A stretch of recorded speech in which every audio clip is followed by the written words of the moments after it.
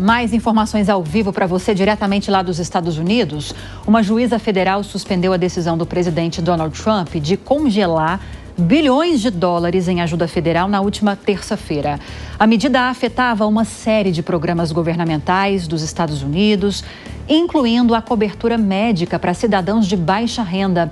O Eliseu Caetano tem mais informações para a gente. Qual foi o argumento da magistrada? Tem informações, Eliseu?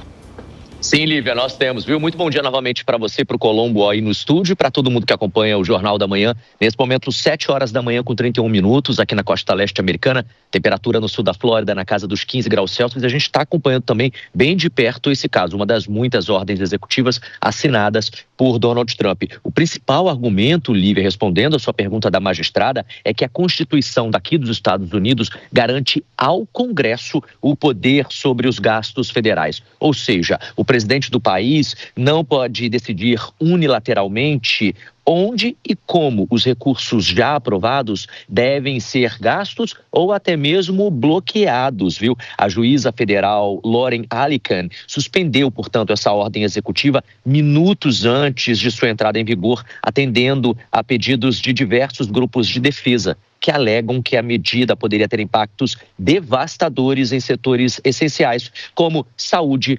infraestrutura e assistência social. Além disso, a juíza levou em consideração os impactos imediatos da medida.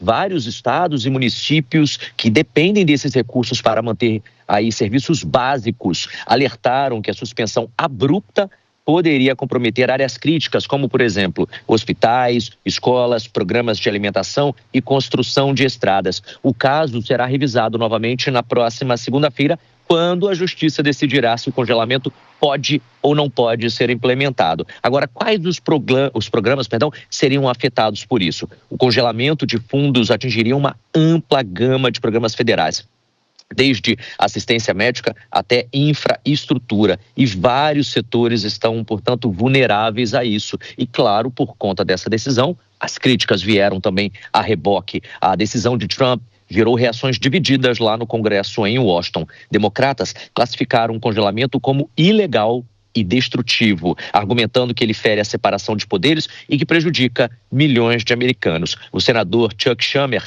afirmou que essa decisão é cruel e coloca em risco famílias trabalhadoras. Já os republicanos, por outro lado, defenderam a medida como uma forma de Donald Trump cumprir a promessa de campanha de reduzir o orçamento federal, que hoje gira em torno de quase 7 trilhões de dólares. No entanto, até mesmo alguns congressistas republicanos expressaram preocupação aí com os efeitos dessa decisão, especialmente em estados que dependem fortemente de fundos federais. O deputado Dean Bacon, um republicano centrista, destacou que recebeu ligações de eleitores preocupados, incluindo uma gestora de um programa pós-escolar que depende de subsídios federais para funcionar. E ele criticou a forma como a ordem foi implementada, dizendo que os Estados Unidos não são uma autocracia e que é necessário respeitar a separação de poderes. Agora, o que pode acontecer? A juíza deve avaliar novamente esse caso na semana que vem e aí em caráter definitivo já na próxima segunda-feira.